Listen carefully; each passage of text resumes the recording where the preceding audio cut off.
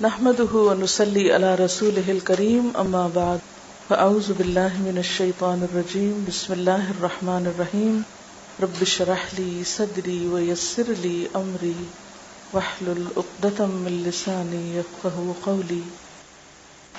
عن ابي هريرة قال قال رسول الله صلى الله عليه وسلم انما يبعث الناس على نياتهم رواه ابن ماجہ. حضرت ابو ہریرہ رضی اللہ تعالی عنہ سے روایت ہے کہ رسول اللہ صلی اللہ علیہ وسلم نے فرمایا، بے شک لوگ اپنی نیتوں پر اٹھائے جائیں گے. ان ابی ہریرہ، ابو ہریرہ رضی اللہ تعالی عنہ سے روایت ہے، قال، انہوں نے کہا، قال رسول اللہ صلی اللہ علیہ وسلم، کہ رسول اللہ صلی اللہ علیہ وسلم نے فرمایا، انما، بے شک، یبعث الناس، اٹھائے جائیں گے لوگ، علی نیاتہم، اپنی نیتوں پر، یعنی قیامت کے روز لوگ اپنی نیتوں کے ساتھ اٹھائے جائیں گے، یا لوگوں کے ساتھ ان کی نیتوں کے مطابق معاملہ کیا جائے گا. سوال یہ پیدا ہوتا ہے کہ نیت کہتے کس کو ہیں؟ نیت کیا چیز ہوتی ہے جس کے ساتھ قیامت کے دن ہم اٹھیں گے یا جس پر ہمارا فیصلہ کیا جائے گا؟ وہ کون سی چیز ہے کہ جو اس قدر اہم ہے ہماری زندگی میں کہ ہمارا انجام اس کے ساتھ بندھا ہوا ہے؟ نیت کا لفظ عربی زبان میں نون واو یہ سے ہے. نوا ینوی کا معنی ہوتا ہے ارادہ کرنا. نیت کہتے ہیں قصد، ارادے اور دل کے عزم کو.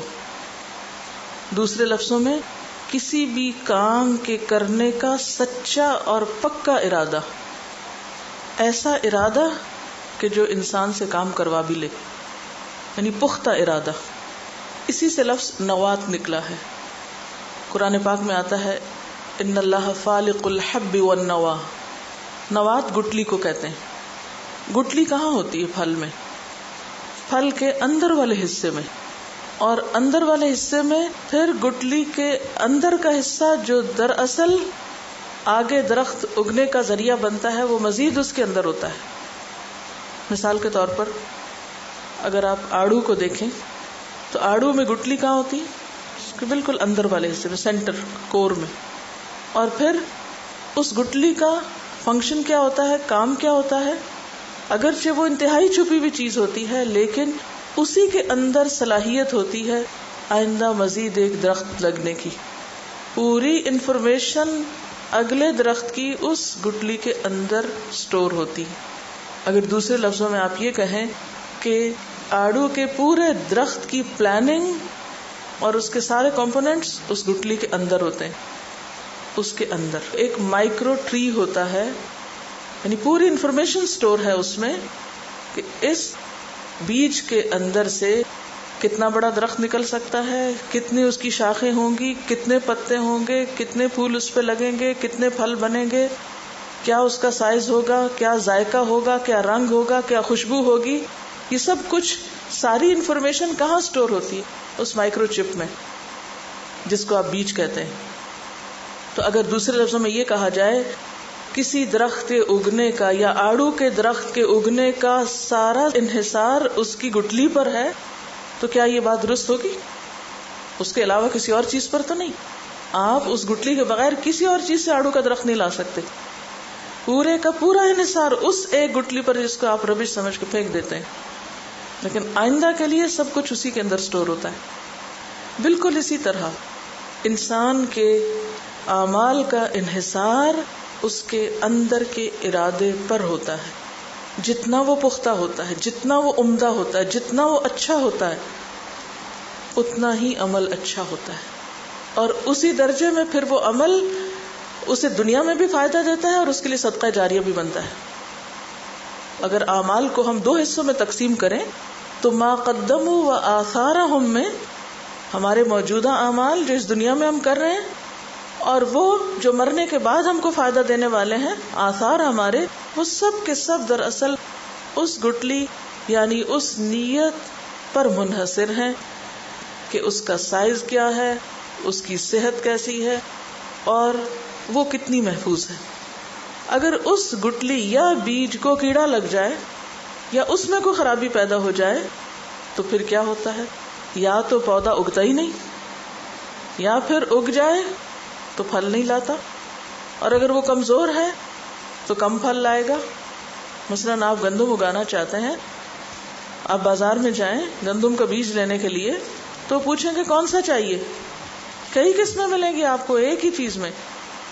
اب ڈپینڈ کرتا ہے کہ آپ بیج کون سا خریدتے ہیں، جیسا بیج خریدیں گے، جیسا بیج لائیں گے ویسا ہی فصل لگے گا۔ تو بالکل اسی طرح جو آپ کی نیت ہوگی اور جیسی ہوگی، جس قدر مخلص، خالص، صاف، اچھی ہوگی، جتنی پکی ہوگی، ویسا ہی آپ کا عمل نکلے گا، ویسا ہی عمل برآمد ہوگا، اتنے ہی اس کے اثرات ہوں گے دنیا میں بھی اور مرنے کے بعد بھی۔ اٹ آل ڈیپینڈز آن نیت۔ اور نیت از ناٹ اونلی کہ سوچ ہے ہماری، نیت کہتے ہیں پکے ارادے کو۔ آپ اندر سے کیا چاہتے ہیں، صرف وش نہیں ہے نیت کہ ہماری خواہش ہے، یہ تمنا نہیں ہے نیت، صرف آرزو اور خواہشات نہیں ہے نیت، نیت ہے سچا اور پکا ارادہ جو آپ کے دل میں جڑ پکڑ چکا ہے، جو آپ کے دل میں جم گیا ہے۔ آپ کسی گٹلی کو جب زمین میں بوتے ہیں تو پھر وہ گٹلی گٹلی نہیں رہتی، جب اپنی جڑیں چھوڑنے لگتی ہے تو اس کی حیثیت کیا ہو جاتی، وہ اپنا ایک مقام بنا لیتی ہے۔ مثلاً کھجور کا درخت ہے یا آم کا درخت ہے یا کوئی بھی اچھا درخت جس کی گٹلی مضبوط ہوتی ہے، جس کا درخت پھلدار ہوتا ہے، اس کے ایک دفعہ زمین میں جانے کے بعد اس کی جڑ کو اکھیڑنا بھی ایک مسئلہ ہوتا ہے۔ اگر آپ اس کو نکال بھی لیں نا تو پھر بھی جڑیں باقی رہ جاتی ہیں، اور بعض اوقات وہ جڑیں پھر ایک نیا پودا بنا دیتی ہیں۔ یعنی اچھی نیت انسان کے اعمال میں اس قدر اثر رکھتی۔ تو انما الاعمال بالنیات، تمام اعمال کا دار و مدار نیت پر ہے، ان کے کرنے کا بھی اور ان کی قبولیت کا بھی۔ عام طور پر اس حدیث کا ہم ایک ہی معنی لیتے ہیں، اور وہ کیا کہ جیسے نیت ہوگی ویسا تم کو اجر ملے گا۔ یہ صرف اجر کی بات نہیں، تمہارا کام بھی ویسا ہی ہوگا۔ جس دل سے تم کام کرو گے، جس ارادے سے کرو گے، جس شوق سے پھر کرو گے، جس پختگی کے ساتھ کرو گے، جس استقامت کے ساتھ کرو گے، اس کی کوالٹی بھی ویسی ہی ہوگی، اور پھر جیسی کوالٹی ہوگی جزا بھی ویسی ہی ہوگی۔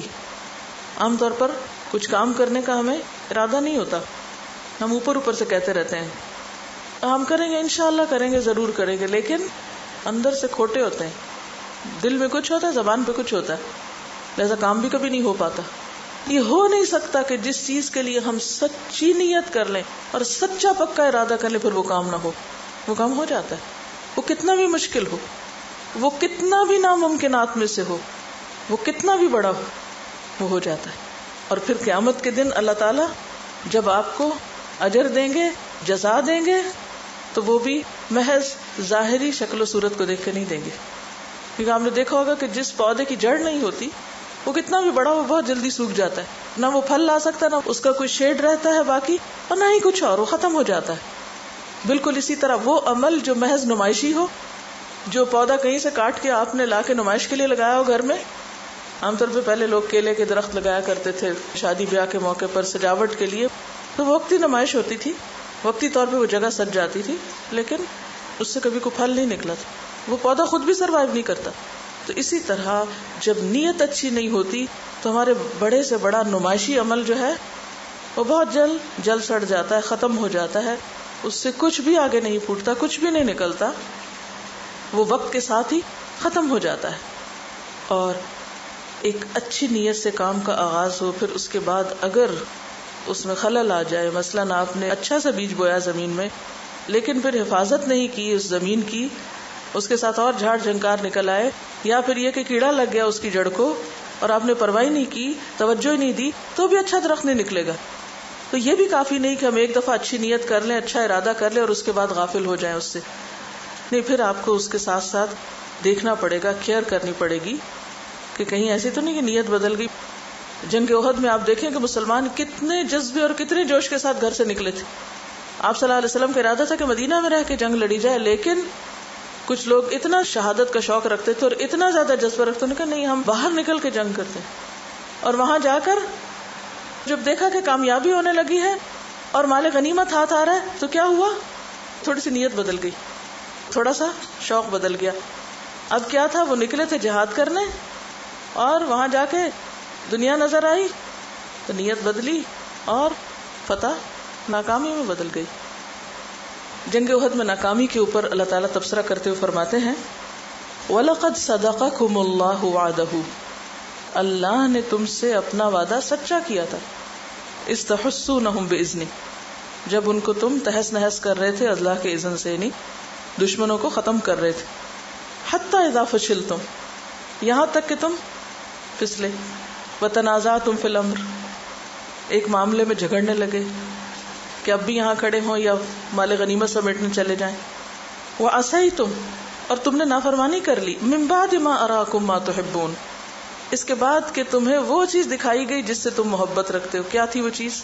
مال غنیمت، دنیا کا مال.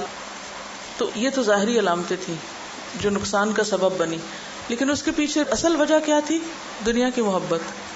پھر اللہ تعالیٰ فرماتے ہیں مِنْكُمْ مَن يُرِيدُ الدُّنْيَا، مِنْكُمْ، تم ہی میں سے بعض ایسے ہیں، مَن يُرِيدُ الدُّنْيَا، جو دنیا کمانے آئے تھے. تو جب تک اس روٹ کاز کی اصلاح نہیں ہوگی اس وقت تک اوپر کی علامات کو محض ٹریٹ کرنا کہ جھگڑا نہیں کرو، نافرمانی نہیں کرو، صرف اس پہ واز کرتے رہنا یہ کافی نہیں ہوگا. اس کی اصل تک جانا بے حد ضروری. تو وہ چیز جو ہمارے دل کو پکڑے ہوئے، جب تک اس دل کو اس کے علاوہ کوئی اور چیز نہیں پکڑتی تو عمل نہیں بدل سکتا. تو اللہ تعالیٰ قیامت کے دن انسان کو جب اس کے اعمال کا بدلہ دیں گے تو اس وقت محض ظاہری اعمال کو دیکھ کر نہیں بلکہ انسان کی نیت کے مطابق. ہمارے اعمال کیا ہیں؟ وہی جو ہماری نیتیں.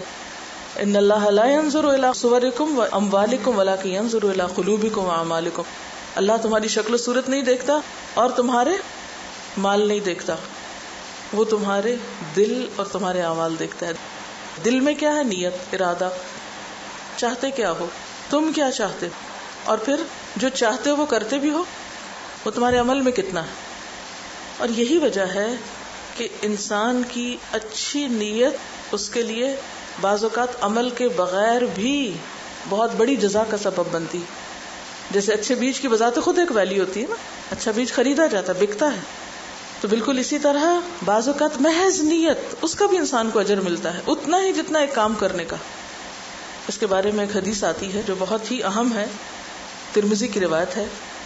قال رسول اللہ صلی اللہ علیہ وسلم انما الدنیا لاربعۃ نفر عبد رزقہ اللہ مالا وعلما فهو يتقي فيه ربه ويصل رحمه ويعمل لله فيه بحقه فهذا بأفضل المنازل، وعبد رزقه الله علما ولم يرزقه مالا فهو صادق النية يقول لو أن لي مالا لعملت بعمل فلان فأجرهما سواء، وعبد رزقه الله مالا ولم يرزقه علما فهو يتخبط في ماله بغير علم لا يتقي فيه ربه ولا يصل فيه رحمه ولا يعمل فيه بحق فهذا بأخبث المنازل، وعبد لم يرزقه الله مالا ولا علما فهو يقول لو أن لي مالا لعملت فيه بعمل فلان فهو نيته ورزق ووزرهما سواء. رواہ الترمذی. دنیا 4 قسم کے آدمیوں کے لیے، یعنی دنیا میں 4 طرح کے لوگ ہوتے ہیں. دنیا میں 4 طرح کے لوگ پائے جاتے ہیں. نمبر 1 وہ بندہ جس کو اللہ نے مال دیا ہے اور علم بھی دیا ہے. ایک وہ کیٹیگری لوگوں کی جن کے پاس مال بھی ہے اور علم بھی ہے، بس وہ اس مال کے صرف اور استعمال میں اللہ سے ڈرتے ہیں. اس مال کے استعمال میں اللہ سے ڈرتے ہیں اور اس میں جو عمل وہ کرتے ہیں وہ اللہ کی رضا کے لیے کرتے ہیں. یعنی مال کا استعمال وہ کس کے مطابق کرتے ہیں؟ اللہ کی رضا کے مطابق. بس ایسا بندہ سب سے افضل اور اعلیٰ مرتبے پر فائز ہے، جس کو 2 نعمتیں ملی، مال بھی ملا، علم بھی ملا. اب وہ مال کو علم کے مطابق استعمال کر رہا ہے، خاص طور پر صلہ رحمی کرتا ہے اور اللہ کی پسند کے کاموں میں خرچ کرتا ہے. فرمایا یہ ہائیسٹ رینک میں ہے. دوسرا وہ بندہ جس کو اللہ نے علم تو عطا فرمایا لیکن مال نہیں دیا، بہت سمجھدار ہے لیکن مال نہیں ہے اس کے ہاتھ میں، لیکن اس کی نیت بہت سچی ہے، صادق النیت ہے، سچا پکا ارادہ ہے اس کے اندر. کس بات کا؟ وہ اپنے دل اور زبان سے کہتا ہے کہ اگر مجھے مال مل جائے تو میں بھی اس مال کو فلاں شخص کی طرح اچھے کاموں میں لگاؤں گا. یعنی پہلے شخص کو کاپی کرتا ہے جس کے پاس علم اور مال ہے. فرمایا فَأَجْرُهُمَا سَوَاءٌ، ان دونوں کا اجر برابر ہے. یعنی ایک وہ جس کو اللہ نے مال دیا اور وہ مال خرچ کر رہا ہے اچھی نیت کے ساتھ اچھی جگہ پر، اور دوسرے کے پاس مال ہے کوئی نہیں، وہ صرف اچھی نیت رکھتا ہے، لیکن اجر میں یہ دونوں برابر ہیں.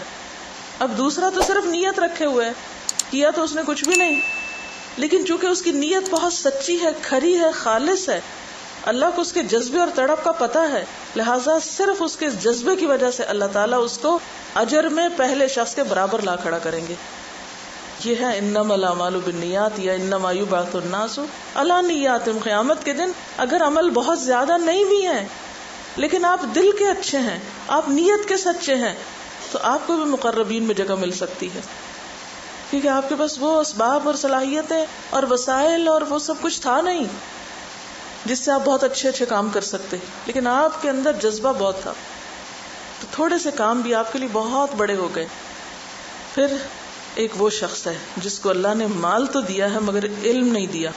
مال ہے، علم کوئی نہیں، کچھ پتہ نہیں کہاں خرچ کرنا چاہیے کہاں نہیں، بس وہ نادانی کے ساتھ خدا سے بے خوف ہو کر مال کو اندھا دھند غلط راہوں پہ خرچ کرتا ہے اور اس کے ذریعے صلہ رحمی نہیں کرتا، اور جہاں خرچ کرنا چاہیے وہاں نہیں کرتا.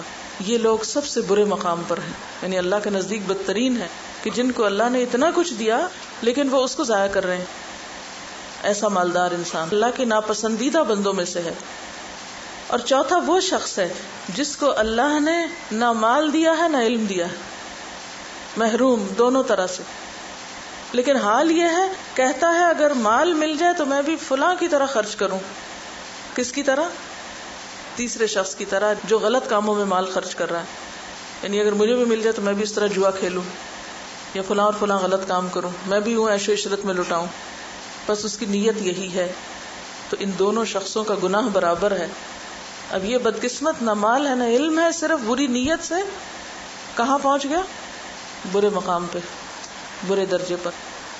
اچھا، اس سے کیا پتہ چلتا ہے کہ اسلام ہمیں کیسی سوچ دینا چاہتا ہے؟ یہ سب کچھ ہمیں کس طرف لے جاتا ہے؟ پازیٹیو تھنکنگ کی طرف، ایک مثبت سوچ. اور چوتھے شخص کی سزا نیگیٹو تھنکنگ کی وجہ سے. آپ کچھ کر سکتے ہو، نہیں کر سکتے ہو، مگر ارادے تو اچھے رکھو، سوچو تو صحیح. سوچنے پر کیا قیمت آتی ہے آپ کی؟ کیا مشکل؟ جیسے پیچھے میں نے ذکر کیا نا کہ اچھی نیت رکھنے سے انسان اس پورے اجر کو پا لیتا ہے جو کسی کام کرنے والے کو ملتا ہے. اس میں ایک اور حدیث بھی ہے، حضرت انس کی روایت ہے کہ ہم نبی صلی اللہ علیہ وسلم کے ساتھ غزوہ تبوک سے واپس لوٹے تو آپ نے فرمایا کہ ہمارے پیچھے کچھ لوگ مدینہ میں رہے، ہم جس گھاٹی یا وادی میں چلے وہ اجر و ثواب میں ہمارے ساتھ تھے کیونکہ عذر نے ان کو روکا ہوا تھا. یعنی وہ جنگ میں شریک نہیں تھے لیکن پورا ثواب ان کو ملا آنے کا، ان لوگوں کے برابر اجر ملا جو جنگ میں شریک تھے. وہ پیچھے کیوں رہ گئے؟ کیونکہ ان کی ایک مجبوری تھی. تو اگر کسی حقیقی مجبوری کی وجہ سے آپ ایک کام نہیں کر پا رہے لیکن آپ کا ارادہ اور نیت اور تڑپ وہی ہے تو آپ اجر میں پیچھے نہیں ہیں. ایک ہے حقیقی عذر ہونا اور ایک ہے یعتذرون الیکم اذا رجعتم الیہم، منافقین والے بہانے. تو یہ ہم میں سے ہر شخص خود سوچ سکتا ہے، کیونکہ مدینہ میں پیچھے کون رہا تھا جنگ تبوک کے؟ دو گروہ رہے تھے، ایک سچے مخلص مومن رہے تھے اور دوسرے منافقین رہے تھے. ایک کے اوپر تو شدید وعید آئی اور ایک کو پورے اجر دے دیا گیا. فرق کس چیز کا تھا؟ منافقین کی پکڑ کیوں ہوئی؟ اور دوسری طرف انہی لوگوں کے ساتھ اسی شہر میں کچھ اور لوگ ہیں کہ جن کے آنسو بہتے تھے کہ ہم بھی یہ کام کر سکتے، ہم بھی جا سکتے. عذر نے ان کو روکا ہوا تھا، ان کو پورا پورا اجر گھر بیٹھ کے دے دیا گیا.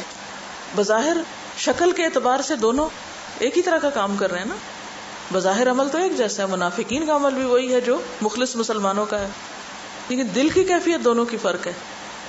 تو پھر ہمیں بھی جائزہ کس چیز کا لینا ہے کہ ہمارے اندر کی کیفیت کیا ہے، اس کی فکر کرنی چاہیے. وہاں تو نہیں زنگ لگ رہا، وہ تو نہیں سخت ہو رہا، وہاں تو بے حسی نہیں. تو بے حد ضروری ہے کہ ہم اپنے دل کا احتساب کرتے رہیں، اپنے خیالات، اپنے جذبات، اپنے احساسات، اپنے شوق، اپنے ارادے، ان کا مسلسل جائزہ لیتے رہیں کہ ہم کیا چاہتے ہیں، ہمارا دل کیا چاہتا ہے، ہماری اپنی مرضی کیا ہے. حالات تو اللہ کے ہاتھ میں نا، ہر ایک کو ہر چیز تو نہیں مل سکتی، یہ دنیا کا نظام ہی ایسا ہے. کہ ہر ایک کی مرضی کے مطابق یہ دنیا نہیں بن سکتی. اب ہمیں دیکھنا یہ ہے کہ اگر اعمال کا دار و مدار نیت پر ہے یا نیت زیادہ امپورٹنٹ چیز ہے تو پھر نیت کا اچھا ہونا کیا معنی رکھتا ہے؟ کس کو اچھی نیت کہیں گے، کس کو خراب نیت کہیں گے، یا نیت پھر کیا چیز ہے؟ تو بات یہ ہے کہ نیت اس خیال کا نام ہے جو ہمارے دل میں اتر جاتا ہے اور پھر اندر جا کے جڑ پکڑ لیتا ہے اور ایک گرہ لگا لیتا ہے. پھر وہ چیز ہمارے شوق بن جاتی، پھر وہ چیز ہمارا خیال بن جاتی، پھر ہماری گفتگو کا حصہ بن جاتی، اور پھر کسی وقت عمل میں بھی ڈھل جاتی. اور اگر عمل تک پہنچنے کا وقت نہ بھی آئے تو ایٹ لیسٹ وہ ہمارے خوابوں کا حصہ، وہ ہماری گفتگو کا حصہ ضرور رہتی. یعنی مجھے لگتا ہے کہ نیت ایک طرح سے دل میں اترا ہوا وہ الہام اور وہ خیال اور وہ سوچ ہوتی ہے کہ جو ہمارے دل کو جا کے پکڑ لیتی ہے. یعنی اصل میں نیت ہے کیا؟ دل کی کیفیت کا نام ہے نا. اس نے جا کے پکڑ لیا اندر سے. اب جو چیز دل کو پکڑ لے اس کا پھر حال کیا ہوتا ہے؟ پھر کیا ہوتا ہے اس کے ساتھ؟ جو چیز آپ کے دل کو لگ جائے پھر آپ لازماً اس چیز کے حصول کے لیے خاتمہ مارنے لگتے ہیں. اسی طرح اچھی نیت سے مراد نمبر 1 اچھے کاموں کا پختہ ارادہ، پکا ارادہ، سچا ارادہ. یعنی اچھی نیت کی پہچان صادق النیت ہونا، نیت میں سچا ہونا. کیونکہ بعض اوقات وہ ہمارے دل میں ہوتا نہیں جو ہم زبان سے کہہ رہے ہوتے ہیں. ہم غلط کام کر کے کہتے نہیں ہماری نیت بہت اچھی تھی، ایک اور جھوٹ بولتے ہیں. کیونکہ اگر نیت اچھی ہوتی تو کام کیسے اچھا نہ ہوتا؟ یعنی یہ کیسے ہو سکتا ہے کہ بیج اچھا اور درخت اچھا نہ نکلے؟ یہ ہو سکتا؟ محال ہے. تو اچھی نیت سے مراد نمبر 1 سچی نیت ہے، نمبر 2 اللہ کے لیے کام کرنے کی نیت ہے. کسی بھی تعریف سے، شہرت سے بے نیاز ہو کر لوگوں کی خوشنودی کے لیے نہیں، کوئی بھی اچھا کام اللہ کی رضا کے لیے کرنا، اس کا صلہ اور جزا اللہ سے چاہنا. جیسا کہ قرآن پاک میں تقاضا کیا گیا آپ سے وَمَا أُمِرُوا إِلَّا لِيَعْبُدُوا اللَّهَ مُخْلِصِينَ لَهُ الدِّينَ، اور انہیں حکم نہیں دیا گیا تھا مگر اس بات کا کہ وہ اللہ کی عبادت کریں. کس طرح؟ اپنے دین کو اسی کے لیے خالص کرتے ہوئے. تو گویا تمام عبادات جس میں نماز، روزہ، حج، زکوٰۃ، عمرہ، قربانی، صدقہ، خیرات سب کچھ آتا ہے، ان سب کے پیچھے کچھ بھی جب ہم کرنے لگے، نماز کے 2 نفل کے لیے بھی کھڑے ہوں تو اس میں ریاکاری، دکھاوا نہ ہو، اللہ ہی کی خوشنودی مد نظر ہو، چاہے فرض کی ادائیگی ہو چاہے نفل کی ادائیگی ہو. اسی طرح چاہے روزہ رکھنے کی بات ہو یا حج عمرے کی بات ہو یا کچھ بھی ہو، اس میں کہیں دل کے کسی بھی گوشے میں یہ چیز چھپی نہ ہو کہ اس سے لوگوں پر میری نیکی کا ایک روب جمے، یا میں لوگوں کی نظر میں اچھی بن جاؤں، یا یہ کہ میری نیکی کا ایسا روب پڑے کہ اس کے نتیجے میں میرا کاروبار بہت اچھا ہو جائے کہ لوگ کہیں کہ حاجی صاحب ہیں اس لیے اگر بزنس ڈیل کرنی ہے تو انہی سے کی جائے. نہیں، حج اللہ کی رضا کے لیے. پھر اسی طرح صدقہ خیرات ہو تو احسان جتانا نہ ہو، کسی کو دے کر اذیت دینا نہ ہو. لا تبطلوا صدقاتکم بالمن والاذى كالذي ينفق ماله رئاء الناس ولا يؤمن بالله واليوم الاخر. کہ اے لوگو جو ایمان لائے ہو، اپنے صدقات کو ضائع مت کرو اس شخص کی طرح جو محض دکھاوے کے لیے مال خرچ کرتا ہے. یعنی احسان جتا کے اذیت دے کے خرچ نہ کرو اس شخص کی طرح جو دکھاوے کے لیے مال خرچ کرتا ہے اور اللہ اور یوم آخرت پر بالکل ایمان نہیں رکھتا. تو اس کا عمل کیا ہے؟ بس ظاہری وقتی عمل ہے، اس میں کوئی پائیداری نہیں، وہ پتھر پہ پڑی ہوئی مٹی کی طرح ہے. فَمَثَلُهُ كَمَثَلِ صَفْوَانٍ عَلَيْهِ تُرَابٌ فَأَصَابَهُ وَابِلٌ فَتَرَكَهُ صَلْدًا لا يقدرون على شيء مما كسبوا. ان کو اپنی کمائی کا کچھ بھی حصہ نہیں ملے گا، کچھ صلہ نہیں ملے گا. پھر اسی طرح اللہ کے رسول صلی اللہ علیہ وسلم کو باقاعدہ تاکید سے کہا گیا قل انی امرت ان اعبد اللہ مخلصا لہ الدین.